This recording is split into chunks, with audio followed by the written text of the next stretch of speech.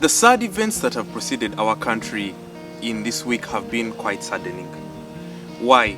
Because in our very nation's capital, which is Kampala City, we have had two bombings. We call them two twin bombings, or twin bombings like most people are calling them right now.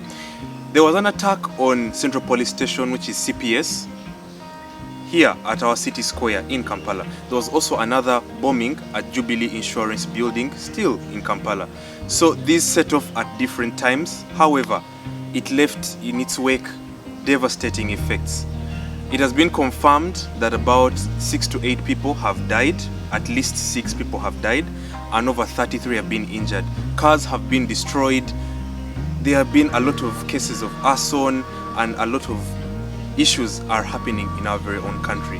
So, in today's video, we're going to talk about terrorism in Uganda. We're going to talk about explosives. We're going to talk about a number of issues which have preceded the two twin bombings in Uganda. So, let's go.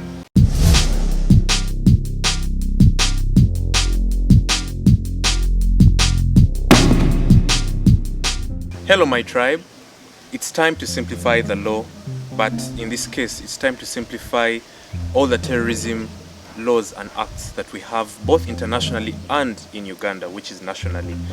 So just like I'd explained earlier on in regards to the brief facts of what has happened this very week in Uganda, we had the twin bombings, meaning there was a bomb set at Central Police Station, Uganda, and another one at Jubilee Insurance House, still in the heart of Kampala.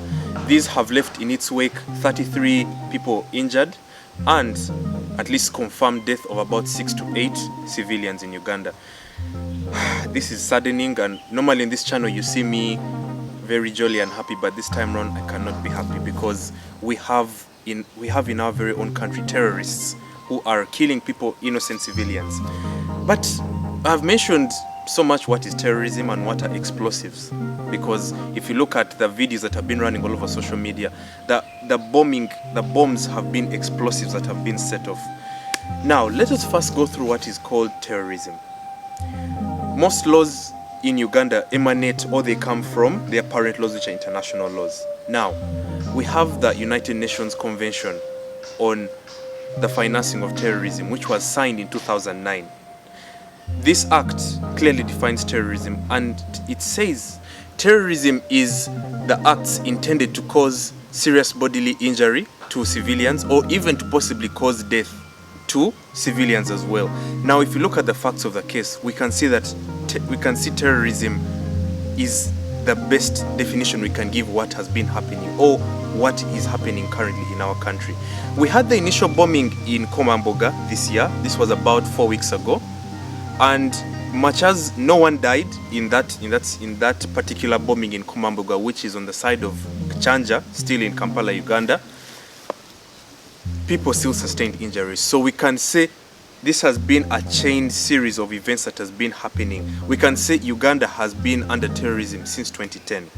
In 2010, we had what were called the famous bombing in Chadondo playgrounds. Chadondo is famously known for hosting rugby games. We normally have the Uganda Cranes, we have Heathens, we have Pirates. I'm a rugby fan, though not a huge fanatic, but I've been following rugby for a while, though not so much. But the point here is that the biggest bombing situation we had aside from today was the one in Chadondo, and that took place in 2010, towards the end of the year of 2010. Back to the point, we have defined what terrorism is under this international convention against the financing of terrorism. Now we also have here in Uganda, we also have the Anti-Terrorism Act of 2002.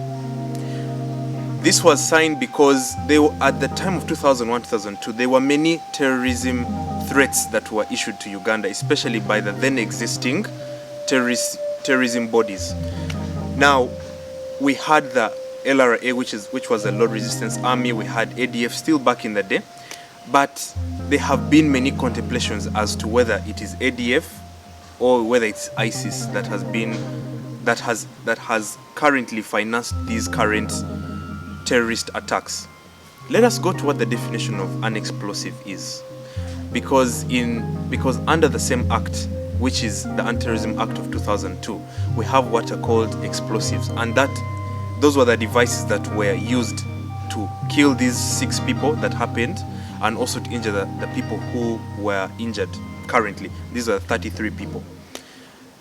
Under the Anti-Terrorism Act of 2002, we see that an explosive is any device which, upon its set off, is going to cause death and also serious bodily injury to any civilian. If you go back to the definition of terrorism under the United Nations Convention against the financing of terrorism, and also the Anti-Terrorism Act of 2002, these definitions are twin sisters in themselves, because each of them has the fact that you are acting upon acts of terrorism to cause either serious body injury or to cause death to civilians.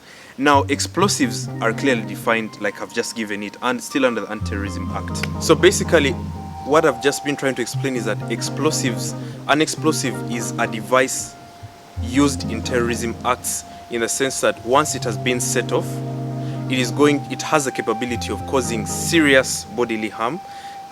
It can also cause death, and it can also cause substantial damage to property, such as cars, like we're seeing in the videos around that part of Parliamentary Avenue, especially according to the gruesome videos I was seeing. Many of the government vehicles that we have, which do governmental work around Ministry of Justice, around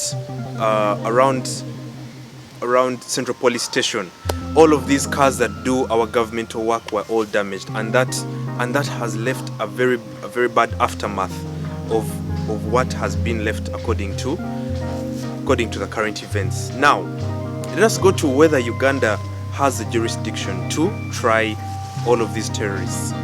Regardless of where these terrorists come from, because there are many speculations. We have many people are speculating whether it's ADF or whether it is ISIS. ISIS has always been known to be the international Islamic society which has been causing many of these bombings. We also have ADF, which was being run by former terrorist leader, who was Jamil Mukulu. So regardless of where they're coming from, according to what the Anti-Terrorism Act of 2002 says, according to Section 4, regardless of where you're coming from, whether you're coming from abroad, whether you are Ugandan, Uganda or the Ugandan courts have the jurisdiction to try you under the Anti-Terrorism Act of 2002. Now, many of you may be asking, what are the penalties for these people? Under Section 7, 8 and 9, the penalties for a person who is convicted under the Anti-Terrorism Act of 2002, if you're found liable for offsetting these bombs, killing people all in the name of terrorism, whether you belong to a religious group, whether you're doing it under any other name, you are liable for death. So I personally, as the person who runs this channel, Simply Legal, I strongly condemn these acts of terrorism. Under Section 7, I would say that these people who have been, unfortunately, before I make this next statement, the people who offset these bombs were suicide bombers. It has been confirmed, because the twin bombings that have been happening were offset by suicide bombers. For those of you who may not know what a suicide bomb is, it's someone, in most cases, wearing a jacket or holding a bag. Actually, according to the surveillance that was shown around CPS, around the city square where Central Police Station is, the bomber was holding a backpack, and that backpack contained the explosives. So the suicide bomber obviously will not be convicted, because they have died. The moment you put yourself out to be a suicide bomber, you're going to die, and your body is going to explode, or you will also die and splatter. So there were 2 suicide bombers. The suicide bombers obviously cannot be convicted under Section 7. However, the people who financed these suicide bombers can be convicted, and they can be found liable under Section 7 of the Anti-Terrorism Act, and they can be sentenced to death. According to Section 8 and 9, anyone who finances these people, whether they belong to ADF, whether they belong to ISIS, whether they belong to any other new terrorist group that will be uncovered later on.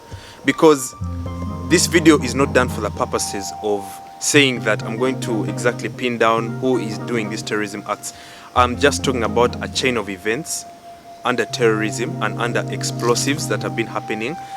I'm just here to unearth some of the legal sides, some of the legal things that have not been talked about, the legal jargons. So under section 7, 8 and 9 of the Anti-Terrorism Act of 2002, we have stipulated these convictions that are going to be given to those who are found liable.